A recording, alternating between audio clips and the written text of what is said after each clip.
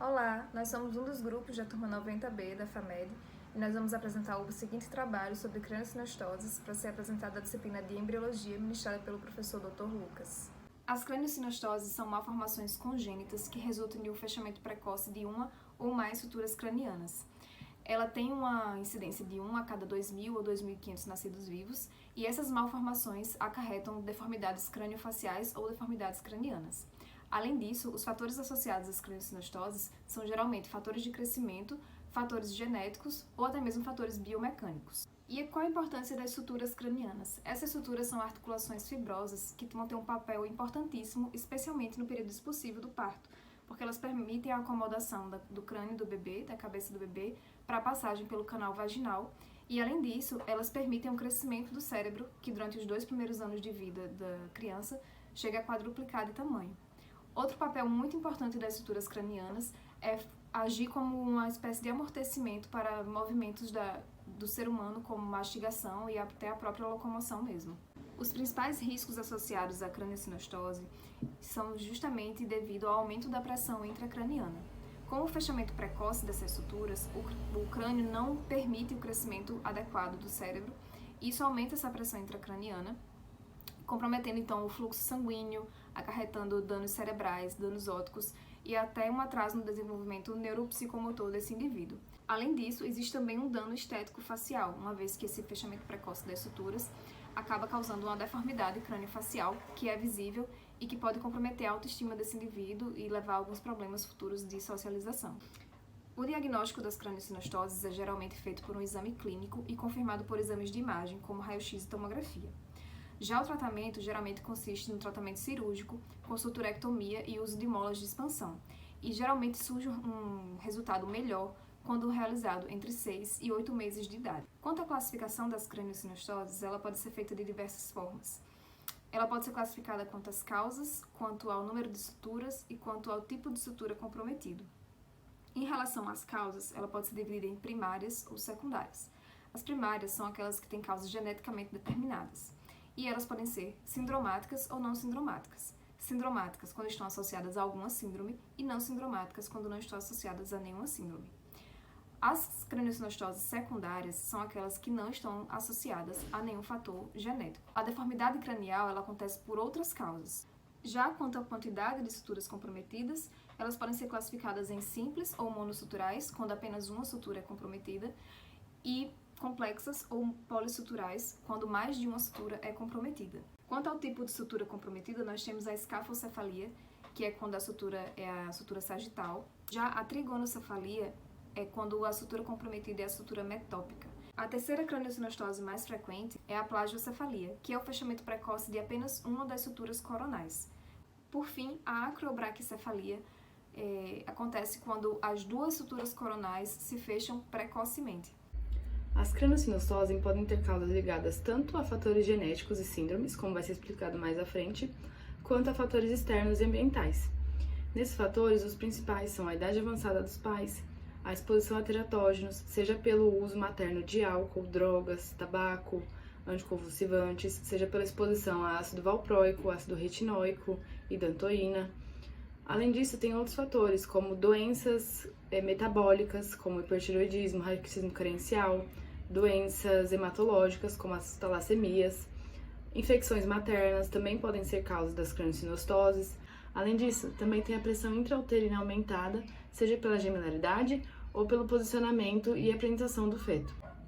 A escafocefalia e a trigonocefalia são as 2 craniosinostoses mais frequentes, sendo a primeira de 40% a 60% dos casos e a segunda de 20% a 26% dos casos.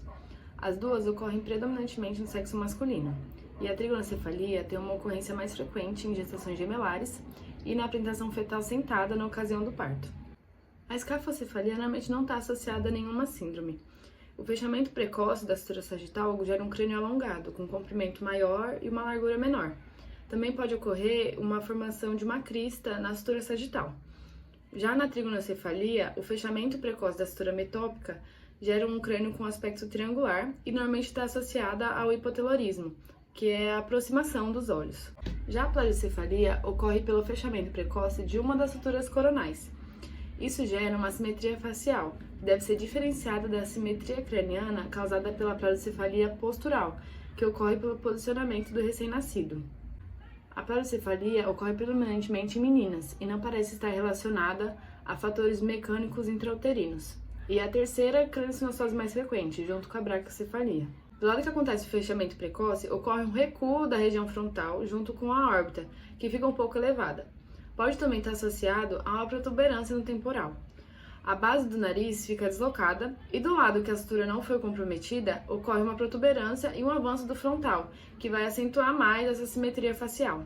Por fim, a braquicefalia, também conhecida como turricefalia, representa 5,3% das craniosinostoses.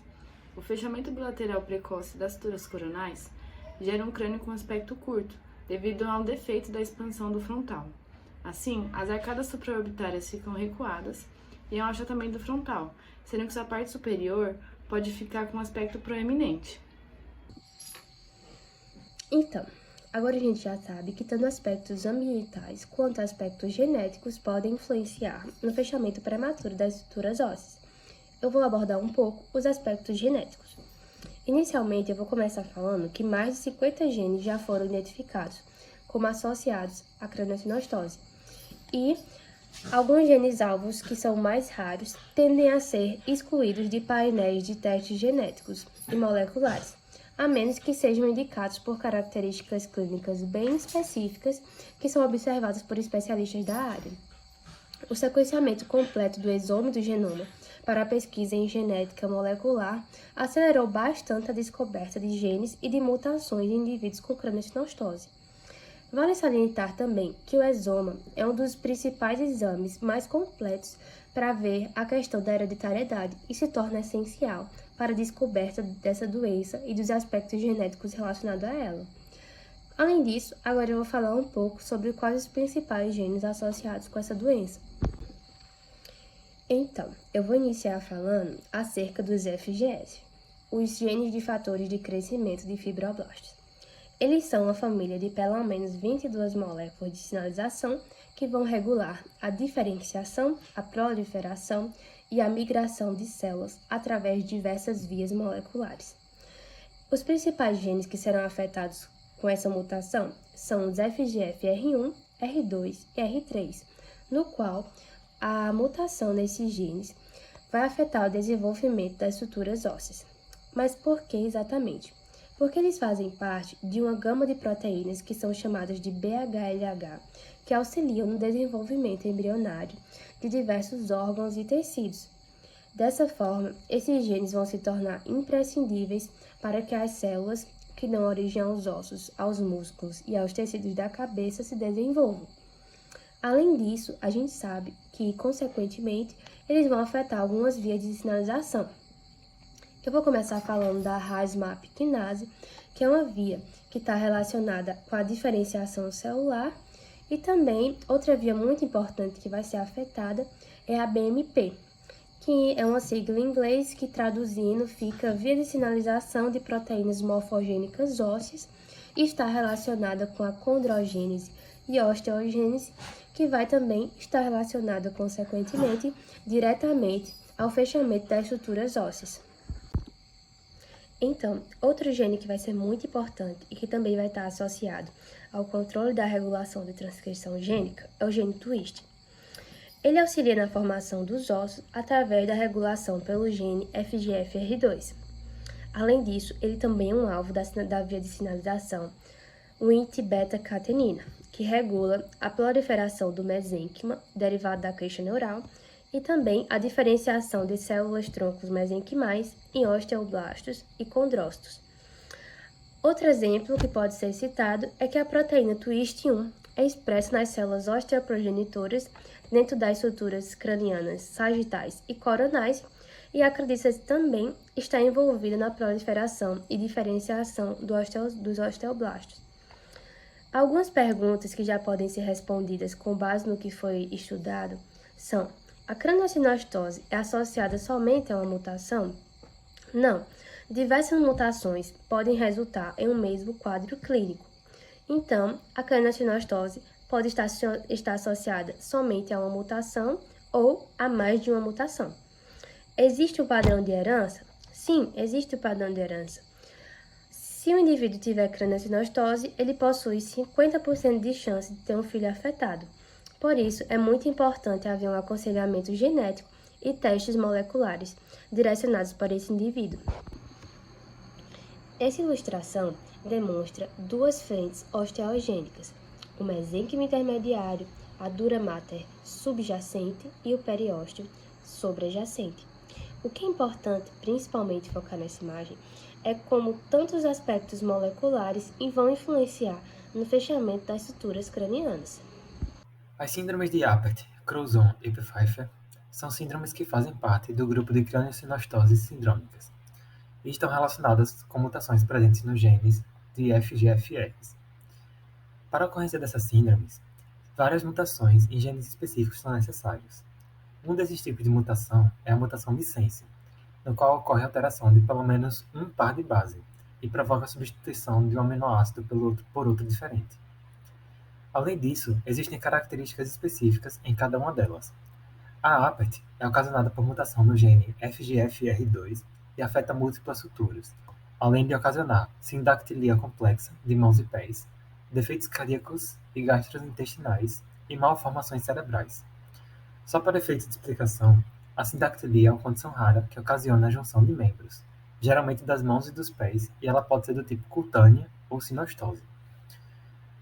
A Crouzon é ocasionada pela mutação no gene FGFR2 e costuma atingir múltiplas suturas. Ela pode apresentar-se de forma leve e tardia na infância, com posterior pressão intracraniana elevada e hidrocefalia. Por último, a Pfeiffer pode ser ocasionada tanto pela FGFR2, que vai afetar múltiplas suturas, e geralmente se apresenta de forma mais grave, com hidrocefalia, megalencefalia, anomalias de diversas estruturas, como amígdala e hipocampo, dentre outros. Já a síndrome de Pfeiffer é ocasionada pela mutação do gene FGFR1, além de afetar apenas a sutura coronal, possui características craniofaciais mais leves do que a do tipo 2. Em contrapartida, as malformações dos membros são mais graves, com a apresentação de sindactilia cutânea. A sindactilia cutânea é a junção dos membros pelas partes moles, que difere da sindactilia do tipo de sinostose, que é a junção dos ossos. Em relação aos aspectos moleculares, como já foi dito anteriormente, a maioria dos casos de craniosinostose possuem relação com mutações na família de receptores do fator de crescimento de fibroblastos, principalmente nos FGFRs 1, 2 e 3, já que estes são predominantes no tecido mesenquimal. Esses três receptores são do tipo tirosina quinase, ou seja, eles promovem a ativação da tirosina por meio de dimerização e autofosforilação, as quais vão agir na iniciação de uma cascata de sinais intracelulares. A via de sinalização mais comumente alterada é a via Ras-MAP quinase, já que ela possui importância no processo de crescimento e diferenciação celular. A associação de craniosinostose e rasopatias, que são basicamente mutações de genes que codificam proteínas da via Ras-MAP quinase, também já foi descrita em indivíduos, como no caso de mutações no gene ERF. No caso de mutações dos FGFRs, há uma ativação anormal destes receptores, ocasionando maiores quantidades de sinalizações celulares. Um exemplo bem interessante e que explica como esses aspectos são relacionados é a proteína RUNX2, que é um fator de transcrição essencial na diferenciação de osteoblastos e é ativada por essa dimerização da tirosina quinase. Ou seja, ao invés do organismo embrionário sinalizar para haver uma proliferação celular no tecido mesenquimal, a sinalização mutada induz que a frente osteoblástica sofra diferenciação precocemente, originando osteócitos e, consequentemente, ocasionando o fechamento da sutura craniana pela produção de matriz óssea, como é mostrado nesse gráfico aqui que eu mostrei, nessa sequência que eu botei. Esse ganho de função de FGFR, dos receptores no caso, também é um mecanismo patogênico comum nas síndromes associadas a essa patologia, como a de Pfeiffer, Apert e Crouzon.